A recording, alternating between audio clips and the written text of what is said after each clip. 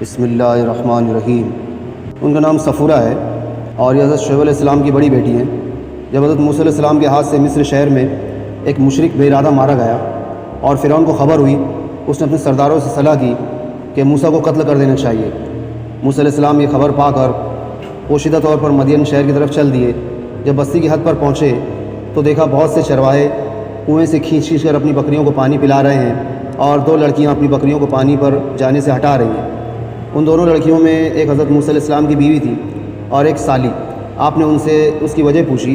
उन्होंने कहा कि हमारे घर कोई मर्द काम करने वाला नहीं है, इसलिए हमको ख़ुद काम करना पड़ता है, लेकिन चूँकि हम औरतें हैं इस वास्ते मर्दों के चले जाने के मुंतज़िर रहते हैं। सबके चले जाने के बाद हम अपनी बकरियों को पानी पिला लेते हैं। आपको उनके हाल पर रहम आया और ख़ुद पानी निकाल कर बकरियों को पिला दिया। उन दोनों ने जाकर अपने वालिद बुजुर्गवार से एक किस्सा बयान किया। उन्होंने बड़ी बेटी को भेजा